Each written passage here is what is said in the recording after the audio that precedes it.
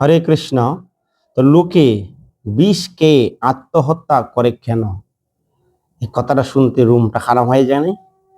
হ্যাঁ, স্বাভাবিক। প্রবাদ আছে, অলস মস্তিষ্ক শয়তানের কারখানা। যখন আপনি আমি অলস হয়ে যাব, হ্যাঁ, তুচ্ছ বিষয় বা আজে বাজে জিনিস নিয়ে মাথা ঘামাবো, হ্যাঁ, যা পরম পুরুষ ভগবান শ্রীকৃষ্ণের সেবা, হ্যাঁ, বাদ দিয়ে তুচ্ছ বিষয় নিয়ে যখন এইভাবে বাজে চিন্তা করব, তাহলে কি হবে? উৎকণ্ঠা, হতাশা থাকবো। এই সমস্ত ব্যক্তিরাই, হ্যাঁ, যা বিষ পান করে তারা আত্মহত্যা করে। তো ব্রহ্মবৈবর্ত পুরাণে উল্লেখিত আছে, যা 63 নম্বর শ্লোকে উল্লেখিত হয়েছে।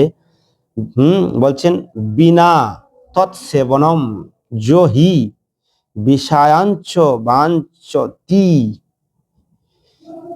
বিস্মত্তি প্রাণাশায় বিহায়া মৃত মিশিতম।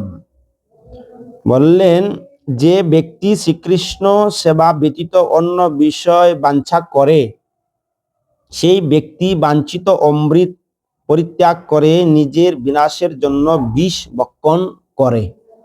হ্যাঁ, তো আত্মহত্যা মহাপাপ। আত্মহত্যা করলে কোনোদিন শান্তি পাবো না। সেই জন্য কৃষ্ণ তত্ত্ব বিজ্ঞান লাভ করে আপনার আমার জীবনকে সার্থক করব।